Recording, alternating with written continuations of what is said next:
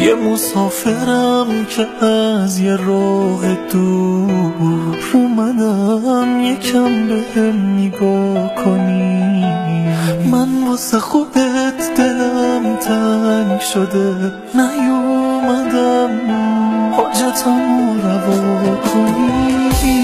حرمت پر شده از عطر بهشت، تا دلم شاهد اعجاز بشه. یه مسافرم که تنها اومدم اینجا دلم باز بشه.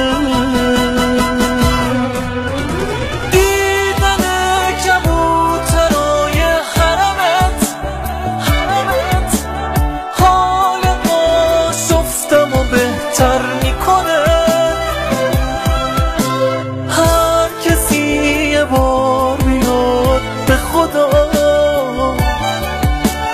عشق با معجزه با من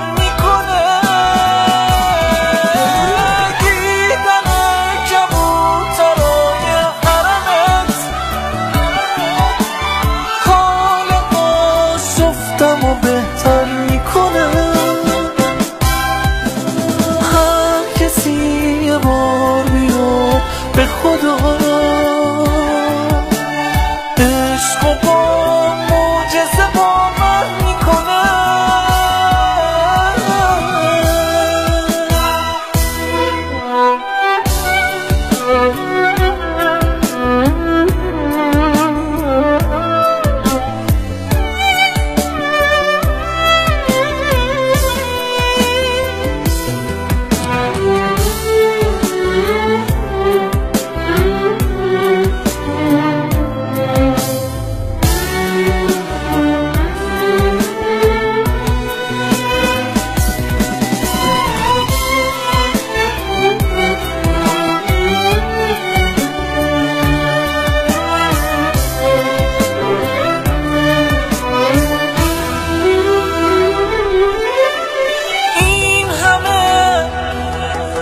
نیومدم فقط که بخواد معجزه با منم بشه.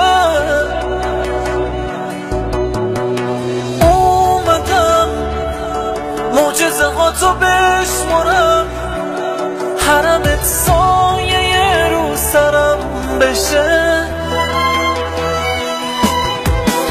پیش تو بود همه حواس من، همه راه و دعا می‌کردم. بدرقه کن من دل شکسته رو، که میخوام با دل خوش برگردم. یه مسافرم که از یه راه دور اومدم، یکم بهم نگاه کنی. من واسه خودت دلم تنگ شده، نیومدم حاجتمو روا کنی. حرمت پر شده از عطر بهشت، تا دلم شاهد اعجاز بشه. یه مسافرم که تنها اومدم اینجا دلم باز بشه.